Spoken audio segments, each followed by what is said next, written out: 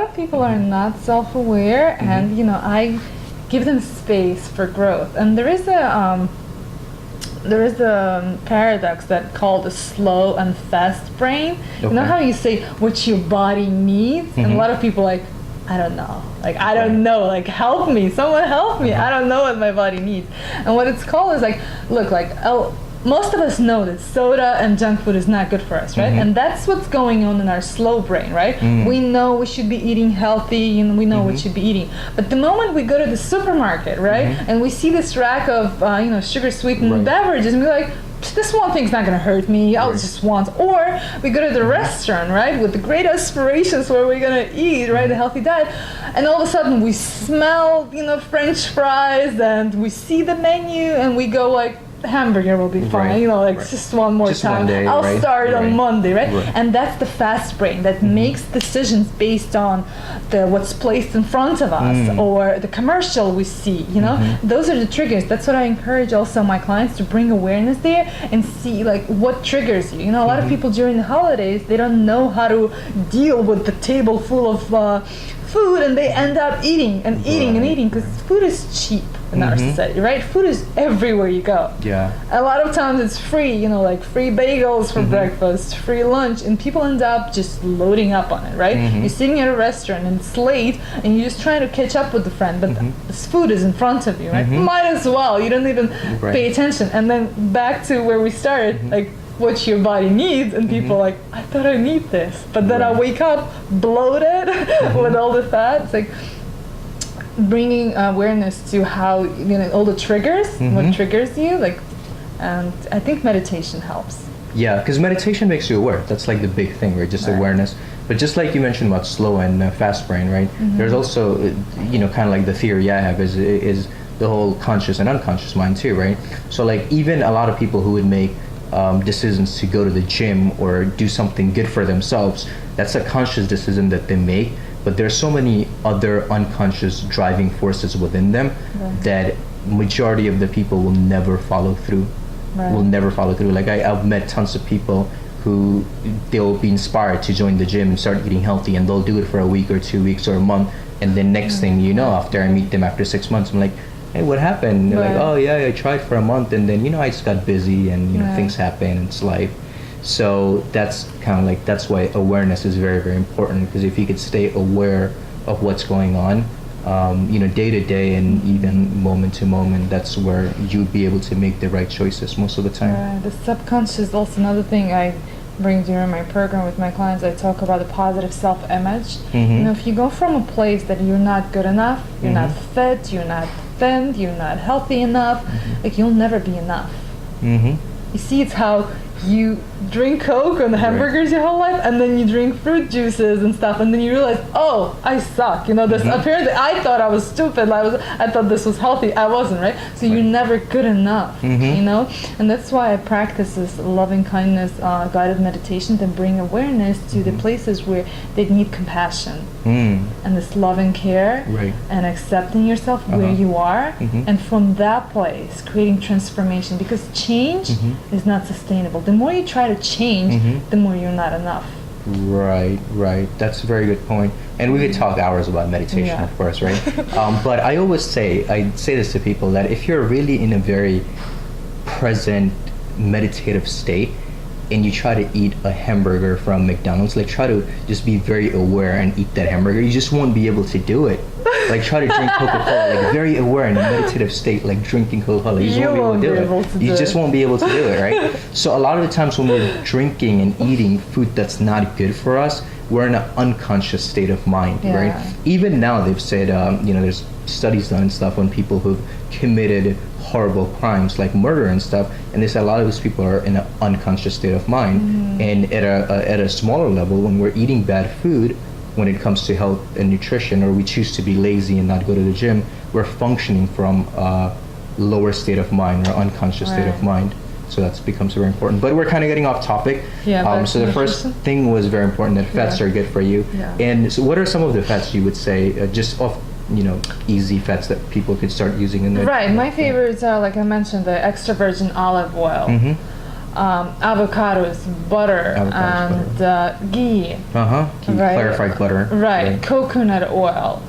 Anywhere. What are some other good ones? The liquid ones. Like I like the hemp seed oil, pumpkin seed oil, flaxseed oil. Flaxseed oil. Yeah. All of those like omega-3 fatty fish. Fatty fish is another saturated fat. Yeah, it's like comes from nature, from animals. Like those are the best ones. Okay, great. Especially during the winter. Like it depends. If we're living in a tropical climate, right? That's one thing. But during the winter, we need this. Like we need not only that it's good, it tastes good and it's flavorful, but for our bodies to sustain this cold winter weathers. Yeah, that's the whole thing with Ayurveda too. Is Ayurveda talks a lot about how your diet changes from season to season. Like what you eat in summer is not the same diet you're going to be eating in winter. It's a different diet. So and another risk of a low-fat diet, not only that there's a risk that you'll end up eating more carbs and starches, but the deficiency created by the low intake of fats is that the fat-soluble vitamins, A, D, E, and K, you can't. So your body's not going to absorb it? It's not going to absorb it without an ample amount of fat intake. Yeah. Okay, so very important. Fats. Yes. Good for you. Yeah. Fats are good for Fats you. are good for you. So let's talk about the second one. The second one, let's talk a little bit about protein. Like everyone likes protein. Like whoever you ask, vegans know they get a lot enough protein, and paleo fans and fitness diets, like all this like ab diet, like there's a huge amount of protein intake, whether it's powders or animal protein, right? And a lot of people think that the more protein you take, like the more satiated you stay, and it's a good thing for you, right? But in reality, like we don't need much protein. Like average woman with the average physical activity needs 40 to 50 grams of protein a day, and the man is a little bit more, like 50 or 60, right? And if you're to compare it, one chicken breast, like the size and thickness of your palm, is 30 grams of protein. So just if you have that for dinner and a little bit of yogurt and egg, that's enough. Like you don't need to have protein every meal.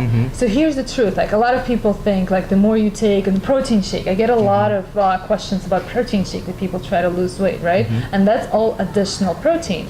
So the way your body stores protein through the muscles, right? You build more muscle. Right. And if you have more muscle, your metabolic rate increases, right? And a lot of people think that that's a good thing, and it sounds like it is, right? Because the truth is, the muscle tissue, it burns over like 7 times more calories than any other tissue of your body, whether it's a skeletal or adipose, like fat tissue, right? So, and the more energy you require to burn calories, like to sustain the metabolism, that affects and accelerates aging. Think about it. Is it stress on your body? That's right. It is. Okay. Yes. The more calories you require, the higher your metabolism. That accelerates aging of your cells. So think about it. Like when you want to grow, right? You want to grow your muscles, and you want to age faster. Like the good example would be a teenager. Teenagers, like within 2 years, they become so big over the summer, right? That's when they grow fast, and their muscle tissue requires a lot of the protein is a vital nutrient for that. But if you're an adult, right, and you don't want to age faster and you don't want to grow, like you really don't need much protein. So the one thing that I like to incorporate, like from vegans, is I like to talk about the emphasis of plant-based protein. Legumes, beans, and seeds have a lot of protein, and having that once a day instead of choosing that instead of animal protein, right? Throwing some chickpeas on your salad or having an egg for lunch, that could be enough for most of the people, right? Or having some yogurt. Not like you don't have to eat chicken, for every meal, or having meatless Mondays, that. I just love that idea. Right. One thing. So I was vegan for like 3 months, and one thing I could tell that cutting down animal products, as long as you're still eating healthy, right? Because like we talked about, you could be unhealthy vegan too. But if you cut down animal products from your diet, you would lose weight very easily too. Like a lot of people don't realize that. Like I remember, I think I was weighing like around 165, 170, and when I went vegan in three months, I think I came down to like 150 or 155 or something. So I lost like 15, 20 pounds just going vegan. And my diet still considered of lots of fruits and vegetables and seeds and nuts and whole grains. But then I got back into like lifting weights and stuff in the gym, and then I got back into right? so I need some energy. So I got back into eating, like I try to eat organic chicken whenever I can, and then organic eggs and stuff. But I just that for protein. But that's a great point. That let's say there's a very small amount of people that are actually trying to get like bigger and stronger in the gym, and their body probably requires more protein. But for most people, that's not what they're trying to do. So they don't need as much protein as they think they do. And that's a great point, like you mentioned, like for a woman, 40 to 50 grams, right? You could easily do that with just regular normal food. Yeah, having maybe like a piece of chicken for dinner, right? Having some eggs or something, breakfast yogurt or something, for breakfast. Right. Yeah, and you can easily have a vegan or like vegetarian lunch option. Right. So it's safe to say that protein is overrated. It is. No, actually, vegetarian diet, balanced, properly balanced vegetarian diet is encouraged by the government. So the science approves it. As long as there's an ample amount of protein, plant-based protein, like eggs, dairy, and legumes and seeds, you're perfect. Yeah. But a lot of people, are used to eating animal protein, and that's okay. But again, like not in a huge amount. Right. I think it's just a matter of like cutting it down, because we in our society we eat way too much animal protein that we need. You ever read the book The China Study? Of course. Right. Yeah. So Dr. Campbell, I think his name is, and he's done the biggest study ever done on nutrition, and he found out one of the main causes of a lot of disease that we have is a lot of animal protein, excess animal protein. Animal protein is very inflammatory. Another study that was done in, I don't want to lie, but I think it was posted in British Journal that said that lean protein, right? Chicken, fish, right, is an organic protein, organic, sustainably grown, non-GMO, was showed to be less inflammatory. But the truth is, it's still inflammatory. Right. Right. So if you were to choose, like I always say to my clients, choose lean protein, chicken and poultry and fish, and always go with organic and right. As much as you can, right? It's hard to do it, but as much as you can, right? Great. Okay, so that's the second one. What's the third one? Let's talk about carbs. Okay. Right? A lot of people, demonize carbs, and they say they're so bad for you, right? What do you think about carbs? I mean, so again, like it's a balance with carbs, and also like the type of carbs you're eating, right? That's exactly true. So that's a big one. It just understanding the simple carbs and complex carbs, and then just understanding the balance. But carbs are good for you, first of all. Like we have to understand carbs are good for you. It's the preferred source of energy for our brain and for our muscles. And they only contain 4 grams of calorie per gram, and we do need them. We do need them for our sustainable energy. But again, quality becomes important, right? Choosing whole grain most of the time. And my favorite aspect of whole grain carbs is the fiber.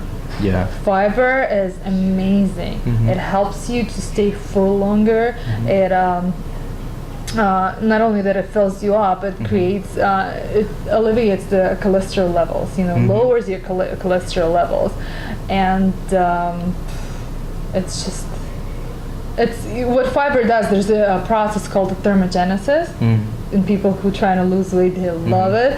It's when your body actually your body is burning calories while trying to digest fiber. Interesting. Okay. Wow. So it's like like the negative calories. That's what they call it. So you shouldn't do the no carb diet. No. And always choose the best quality, like artichokes, celery, raspberries. That all have a lot of fiber in them. What are some of your favorite like top 3 whole carbs or whole grains? The whole grains. Yeah. Okay, I like my oatmeal for breakfast. Don't go for the quick one or the instant one, because those are all been processed and cooked before and then dried. So choose the whole grain or rolled oats or the stilled oats. Choose the whole grain bread, the slice of bread, right? And then choose the fibrous vegetables. Fibers, vegetables, and fruits. Always Right. go for the smoothies rather than the juices because Right, of the 'cause you get fiber the fibers, content. right, Yes. right. Yes. What do you think about brown rice and sweet potatoes? Amazing. Right. Love them both. Yeah. Yeah, a lot of people when they just make the first steps, and I introduced and all of a sudden they're like, oh, carbs are bad for me. Like I gotta go on the diet, and I'm like we both know what's gonna happen, right? If you've been eating bad carbs your whole life, and all of a sudden you're eating no carbs, like, you're gonna go back to where you started, and you're gonna gain all this weight back for the very same reason, because you don't really educate yourself and you don't make it easier for yourself. So making the first step, like choosing brown rice over white rice, right? Choosing whole wheat flour over white flour, right? Choosing let's say maple syrup and honey over sugar, right? I mean, they're all sugars. Right. Like scientifically speaking, Right. they all contain glucose. I mean, it all breaks down to glucose molecules for your digestion. But maple and maple syrup and honey are both a raw products, and they both contain micronutrients and minerals. Right. Whereas sugar does not. Yeah. It's depleted of any nutritional value. Wow. There's a study done. There's actually a doctor named Dr. What's his name? Dr. Raymond Francis. And he really talks a lot about sugar. He said that anytime even when you take a 1 teaspoon of refined sugar, your immune system weakens about 30% for the next few hours. Like that's the worst thing you could do for your immune system, and especially if someone is sick, even something like common cold or something. One thing you want to stay away from is sugar, because you're doing the opposite of what you should be doing. You want to make your immune system stronger when you're sick so you can heal faster, but then you're suppressing your immune system by taking refined sugar. Yeah. Wow. Cool. Great point. So carbs are good for you. Yes. So again, Quality and the carbs. quantity. Yeah. Quality and quantity. Yeah. So just to recap again, the first three, we talked about fats. Fats are good for you, right? Small Quality amounts fats again. of good quality fats. Right. Always remember quality is the Yes. key, right? So fats are good for you. Quality. Protein is overrated. Yes. You don't need as much protein as you think you do. And then thirdly is the quality of carbs. If you have carbs, good quality carbs and quantity as well. Quantity, yeah. then When we didn't talk about quantity much, like when I coach my clients and I say like, I coach them about how to balance, the carb intake throughout the day. It's like if you know, for example, you're invited to this amazing Italian restaurant and you know it's Italian restaurant, Right. it's going to be carb overload, right? How do you prepare yourself for that, right? So instead of saying no and feeling like left out, like everyone's enjoying their pasta and you can't, like prepare yourself by having a low carb intake during the day. For lunch, choose salad over sandwich, right? For breakfast, choose eggs or smoothie instead of a bagel, right? And this way, like you can indulge, like Right. you didn't have much during the day carbs, right? And then you can have it during the dinner. Or another thing that you can do if you weren't able to manage it during the day, just share your main entry, share it for two, like find a partner in crime who would be willing to share it with Right. you, Yeah, that's a great idea. And it's just like you mentioned, it's about planning and preparing for whatever it is. And some people would say, well, I don't have that much time to plan for everything. Well, then, my only answer is, then do you have plan to be sick? Do you have time to be sick? Right. Do you have time to like all this other stuff? So things that are very important for you, you got to prioritize and find time for it.